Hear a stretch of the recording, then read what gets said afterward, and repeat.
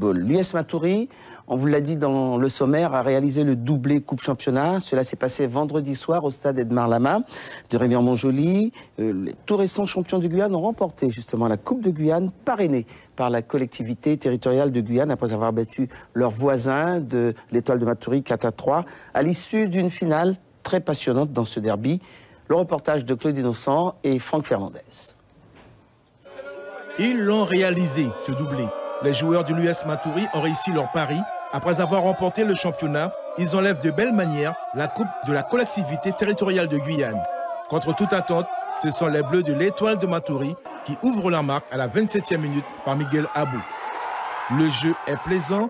L'Union sportive égalise à la 36e minute par Marvin Torvik.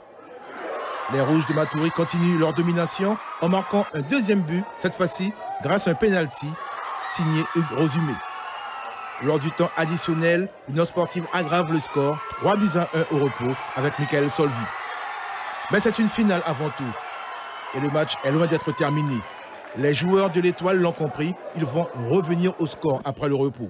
Tout d'abord à l'heure de jeu avec Gilles Abo d'un tir superbe.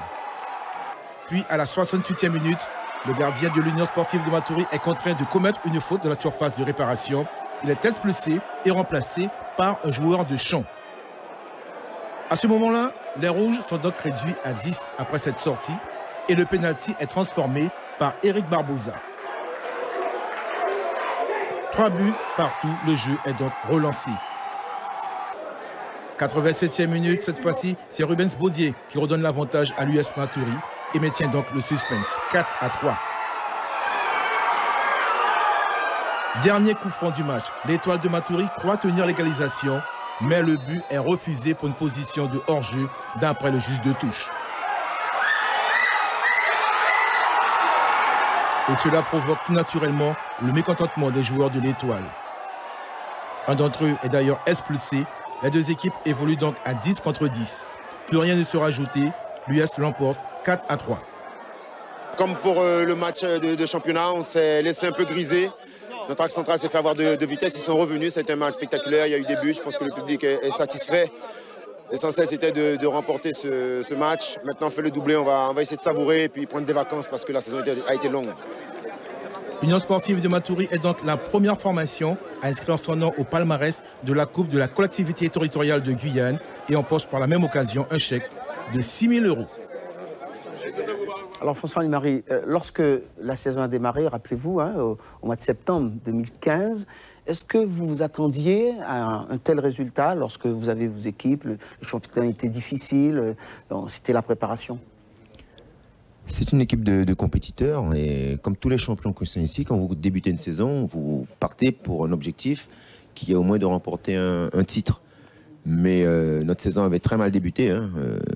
Au début de saison, on était mal parti en championnat, éliminé en Coupe de France très tôt. Donc il est clair qu'il a fallu se remettre en question. Maintenant, nous sommes là pour les accompagner. Ça s'est bien passé.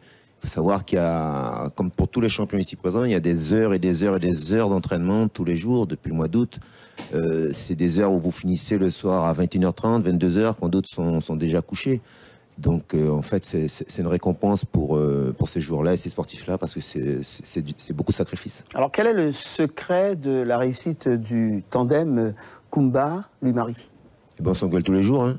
Non, c'est pas vrai, non. C'est vrai qu'on se connaît depuis maintenant 25 ans, on a l'habitude de travailler ensemble, nous sommes assez complémentaires. Je dirais même qu'on est nés le même mois, on se balance tous les deux. Donc il y a un côté très humain du côté de Claude. Non, on est complémentaires. Je dirais qu'on est très complémentaires, mais après ça vient des joueurs, hein, parce qu'on a aussi des joueurs talentueux, des joueurs qui sont issus du club, des joueurs qui sont aussi venus d'autres clubs, qui adhèrent au groupe, parce qu'on est assez rigoureux de ce côté-là. Il faut une cohésion de groupe pour arriver à ce résultat-là, et chaque année, on essaye de tenir cela. Maintenant, il n'y a pas que le côté football, hein, parce que, José, vous savez, c'est compliqué. Il faut beaucoup faire d'éducatif, beaucoup faire de social maintenant, vu le contexte. Nous sommes sur une commune où il y a des quartiers difficiles, on entend tout le temps des faits divers. Et si on ne maintient pas ce groupe-là, s'il n'y a pas ce côté où il faut sortir ces jeunes-là, ben, quand ils arrivent là, ben, c'est tant mieux pour eux, quoi. Et j'espère que le fait de gagner, le fait d'avoir réussi, de se battre, de faire des sacrifices, mais ça les conduira aussi dans leur vie personnelle, dans leur vie familiale, à pouvoir aussi être des compétiteurs et à pouvoir réussir dans la vie. Alors tout le monde n'a peut-être pas les mêmes moyens que l'US Matoury. Vous avez depuis quelque temps une maison qui vous appartient en tout cas, où n'importe qui, le public, ou les joueurs, ou les familles peuvent venir regarder ce qui se passe, voir l'histoire du club. Ça aussi, ça fait partie du fait que vous gardez cet ensemble auprès de vous? C'est tout un contexte. Vous savez, on était dans la cité Copayane, cité difficile, et il a fallu nous déménager.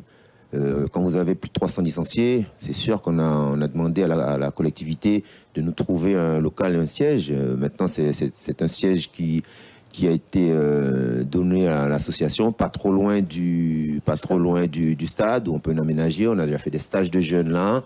Maintenant, on va essayer avec la collectivité de pérenniser cela. On a parlé au député maire pour qu'il puisse nous faire un bail de 30 ans parce que les dirigeants qui sont là ne sont pas éternels, les cadres qui sont là ne sont pas éternels, il faut qu'il reste quelque chose après pour le club.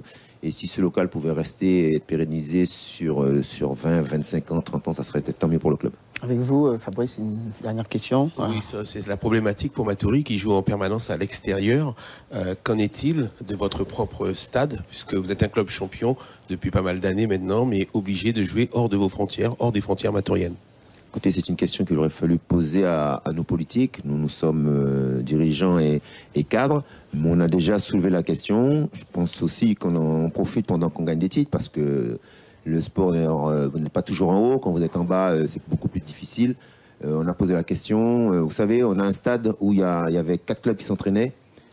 Sur le stade actuel, vous avez à l'US Matoury uniquement pratiquement 4 à 5 sections qui s'entraînent tous les jours.